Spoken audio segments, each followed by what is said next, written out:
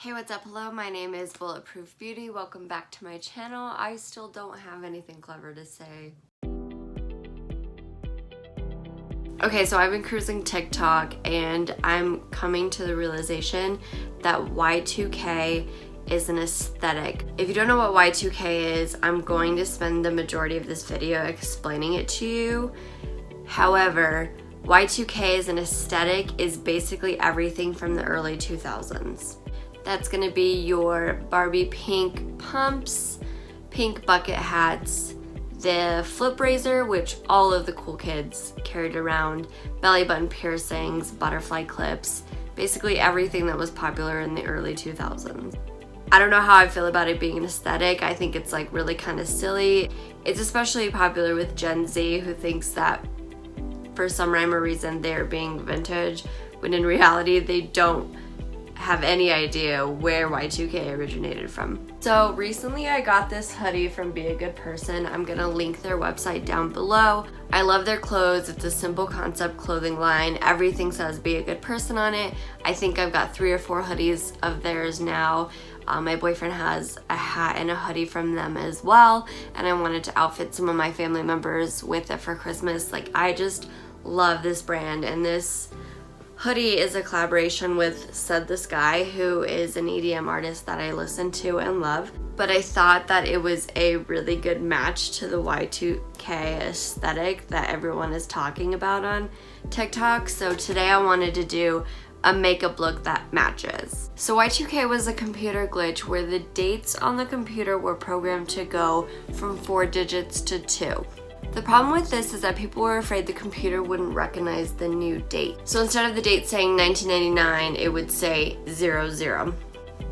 Now, people panicking before they had all their facts assumed that one of 2 things would happen. All of the computers would revert back 100 years and everything would go back to 1900, or the computer just wouldn't recognize it as a valid year at all and everything would just crash. Now, lots of people were on top of this. Banks already knew about the bug and they had been working on it for years. Grocery stores already had a fix to the bug as well. So people who were in the know were generally unafraid. However, as most things go, when the general population gets a hold of them, there was widespread panic everywhere. The funniest thing about this phenomenon was that basically everyone expected the worst to happen. They would lose all the money in their bank because their bank account would crash. People thought that planes would literally fall out of the sky and the computers in cars would stop working. People thought that they weren't gonna have access to their money, to grocery stores, to pretty much everything that you can think of. And if you think that we rely on technology now, well, back then it was kind of a new concept. We were still learning. MySpace was created in 2003 and Facebook was created in 2004. So really, if you imagine the technology that we have now and absolutely just losing it because of a glitch in a computer system, well, this was even scarier back then because technology was still new and people were starting to get used to it. They were starting to rely on it for things.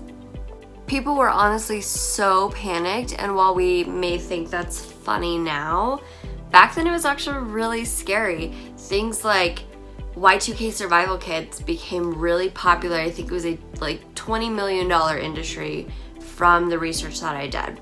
So I was affected by this personally as well. My dad was a big computer person, so he kind of knew what was going on.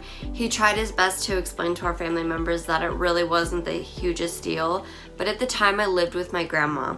With all the love in the world, the problem with my grandma is that sometimes she really does just panic. Things tend to turn out okay in the end, but really at the time she was super afraid that these things were gonna come true. So I would have been 9 at the time, and I think what I remember most about Y2K was that we did things like collect a lot of canned goods, and there were gallons and gallons of water that we put in the basement to store away in case all of the power went out. I couldn't tell you what I thought about the situation at the time. I kind of just did what I was told, but I was talking to a coworker about this and she told me that her family went bowling. I've done no research on this part, but I would assume that that's where the phrase party like it's 1999 came from. Granted, we were celebrating a new millennium, but like if everybody thought we were gonna crash and burn, I would party like it was my last day on earth as well. That being said, everything did turn out okay in the end. However, there were some real fallouts from the event. So one of the articles that I read actually said that according to the Pentagon, some of their spy satellites stopped working for 3 days, and while that's seemingly not a huge deal to us, it wreaked havoc throughout the Pentagon. There was one man who was charged $91,000 as a late fee for a movie that he rented because when it switched over to the year 2000, the computer automatically assumed that his movie was 100 years overdue. The glitch caused alarms to go off at nuclear plants in Japan, which is seemingly terrifying.